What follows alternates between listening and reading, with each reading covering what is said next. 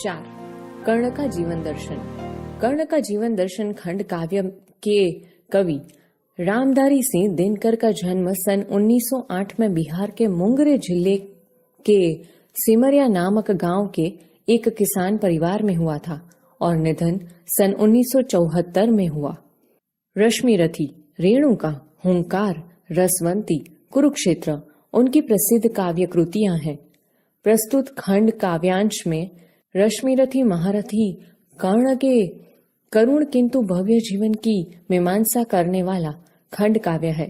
कृष्ण कर्ण को पांडवों के पक्ष में ले आने के लिए उससे मिलते हैं। उस कथा प्रसंग से प्रस्तुत काव्यांश यहाँ पर लिया गया है। समझूती। पहली पंक्ति।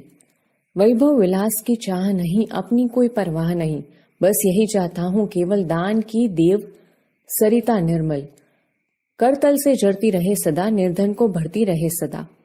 इस पंक्ति में कर्ण श्री कृष्ण से कहता है कि उसे धन दौलत और सांसारिक सुख भोगने की इच्छा नहीं है और वह अपने जीवन की भी परवाह नहीं करता। उसकी तो बस यही इच्छा है कि उसके हाथों से दान की पवित्र नदी सदा बहती रहे और निर्धनों को सुखी बनाती रहे।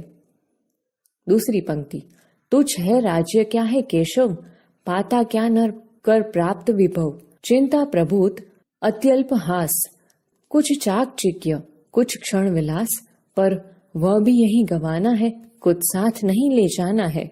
इस पंक्ति में कर्ण कहते हैं कि हे कृष्ण, जिस राज्य का आप मुझे प्रलोभन दे रहे हैं वह तो बहुत ही तुच्छ वस्तु है।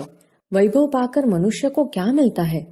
वैभव पाकर उसे ढेर सारी चिंताएं और नाम मात्र की ही हंसी खुशी, थोड़ी बहुत चमक दमक और थोड़े समय के लिए सुखोपभोग मिल जाता है। पर ये तो सारी चीजें उसे यहीं ही छोड़ देनी पड़ेगी और खाली हाथ ही यहाँ से जाना पड़ेगा। तीसरी पंक्ति। मुझसे मनुष्य जो होते हैं कंचन का भार न ढोते हैं, पाते हैं धन बिखराने को, लाते हैं रतन लुटाने को, जग से न कभी कुछ लेते हैं, दान ही हृदय का देते हैं। इस पंक्ति में कर्ण श्री कृष्ण से कहता है कि हे केशव, हमारे जैसे मनुष्य सोने का भार नहीं ढोते, सुख वैभव का जीवन नहीं बिताते। वे लोगों में बांटने के लिए ही धन की प्राप्ति करते हैं और उनकी बहुमूल्य वस्तुएं लोगों में बांट देने के लिए ही होती है। वे संसार से कभी कुछ नहीं लेते, अपने हृदय का दान ही करते हैं, दुखियों पर दया करते हैं। चौथी पंक्ति। प्रसादों के कन काभ शिखर, होते कबूतर के ही घर, महलों में गरुड़ न होता है, कंचन पर कभी न सोता है, बसता वह कहीं पहाड़ों में, शैलों की फटी दादरों में। इस पंक्ति में कर्ण श्री कृष्ण से कहता है कि सोने जैसी चमक दमक वाले राजमहलों की चोटियां कबूतरों के ही घर बनती है। गरुड़ पक्षी कभी महल में नहीं होता, वह सोने के बिछौने पर कभी नहीं सोता, उसका निवास तो पहाड़ों में ही हमेशा होता है। पहाड़ों की फटी दरारें ही उसका घर बनती है। पांचवी पंक्ति। होकर समृद्धि सुख से अधीन, मानव होता नित तप क्षीण, सत्ता किरीट मणिमय आसन, करते मनुष्य का तेज हरण, नर विभव है तू ललचाता है, पर वही मनुष्य को खाता है। इस पंक्ति में बताया है कि धन दौलत के सुख का गुलाम बनकर मनुष्य अपना तप तेज खो देता है। राजपद, मुकुट और मणियों से जुड़े हुए सिंहासन मनुष्य के तेज को नष्ट कर देता है और उसे प्रभावहीन बना देता है। मनुष्य धन संपत्ति पाने के लिए ललचाता है, पर यही धन संपत्ति उसे नष्ट कर देती है। छठी पंक्ति।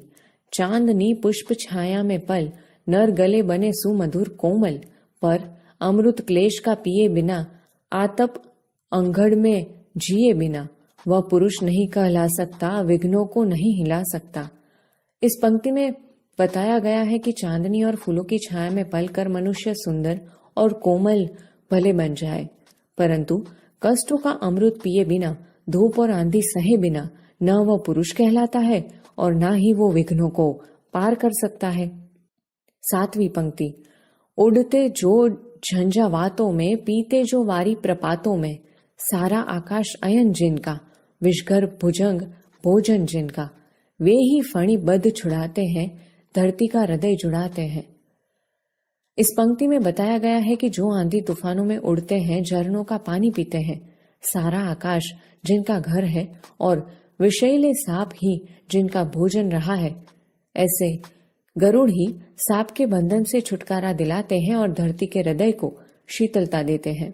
8वीं पंक्ति, मैं गरुड़ कृष्ण मैं पक्षीराज, सिर पर न चाहिए मुझे ताज, दुर्योधन पर है विपद घोर, सत्ता न किसी विष उसे छोड़, रण खेत पाटना है मुझको, अहीं पाश काटना है मुझको।